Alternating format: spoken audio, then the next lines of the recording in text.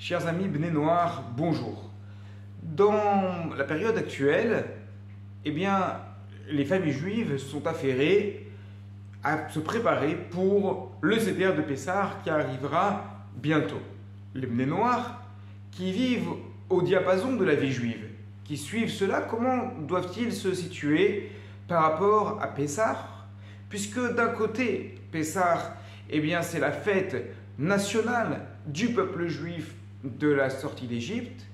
D'un autre côté, nous connaissons tous la halakha en ce qui concerne les Bnei Noach, c'est qu'à l'exception de la pratique complète du Shabbat et de l'étude profonde de la Torah dans le but d'arriver à la halakha, le Ben Noach qui veut faire les mitzvot de la Torah a totalement le droit de le faire. C'est quelque chose qui est totalement permis. Il y a même un mérite à cela. Donc, en tant que Ben Noach, d'un côté, on peut se dire, je veux faire la mitzvah, de m'attabler le soir de Pessah, de faire la Haggadah, de manger les matzot.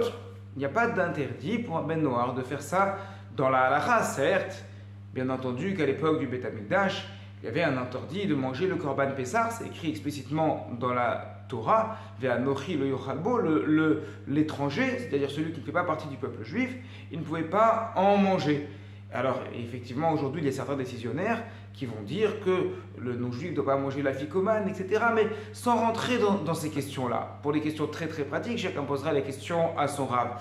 Mais plutôt pour rester sur une réflexion, sur une question un peu générale. Est-ce qu'on va s'attabler, raconter la sortie d'Égypte en tant que Ben Noach, puisqu'on a le droit de le faire, au moins s'attabler et raconter. Sur cette question-là, il n'y a pas de débat. La mitzvah de Vigata Levincha, raconter, un Ben Noach a le droit de le faire.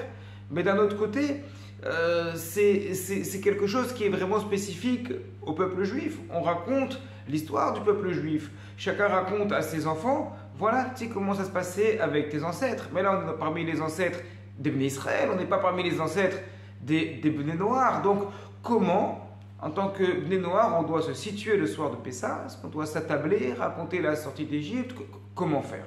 Alors, le premier point que je voudrais mentionner, c'est que s'asseoir et lire un texte qu'on ne comprend pas en hébreu, déjà, ça ne sert à rien.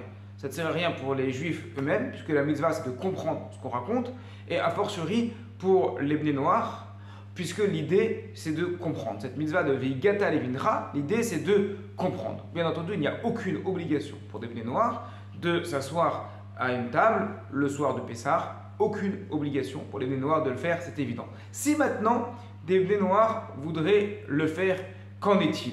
Bon, effectivement, c'est permis, il y a des petites restrictions en fonction des opinions des décisionnaires par rapport à la ficomane ou autre, mais encore une fois, sur cela, chacun posera la question à son rave. Mais maintenant, dans l'idée, dans l'esprit, est-ce que c'est une bonne idée? Est-ce que c'est une bonne idée de se retrouver entre Bnei Noach le soir de Pessah et de dire on va raconter la sortie d'Égypte?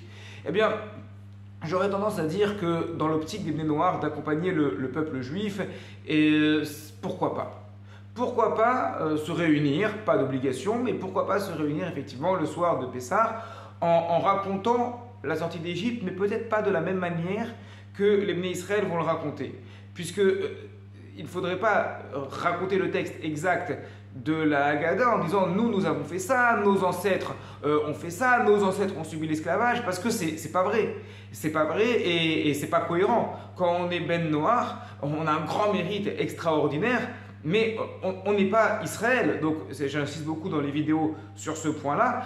L'important, c'est de respecter ces mitzvot, et pas de se confondre avec Ben Israël. Par contre, on peut très bien se retrouver, discuter de la sortie d'Égypte des Bnei Israël en le précisant, c'est-à-dire qu'on ne va pas prendre la même Haggadah, on ne va pas faire la même chose, mais on peut très bien se retrouver entre Bnei Noach, discuter, comme ça en même temps on suit la vie juive, on accompagne les Bnei Israël en étant nous aussi, en ressentant un peu ce Pessah, mais en se disant c'est pas moi qui suis sorti d'Égypte. Ce ne sont pas mes ancêtres qui sont sortis d'Égypte, puisque moi-même, je ne suis pas juif, mais on va se retrouver, on dit voilà ce qui s'est passé pour les Bnei Israël. Voilà ce qu'ils ont vécu en Égypte. On va lire la paracha Bo dans la Torah, on va lire la paracha Shemot, l'esclavage. On va se sentir solidaire de ce que vivent les Bnei Israël, mais en faisant bien la distinction, en ne répétant pas la même chose. Alors, encore une fois, ce n'est pas une directive pratique, concrète, un psak halacha. Voilà la halacha, comment il faut faire. C'est plutôt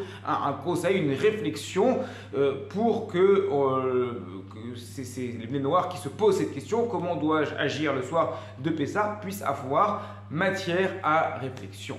Shabbat Shalom à toutes et à tous.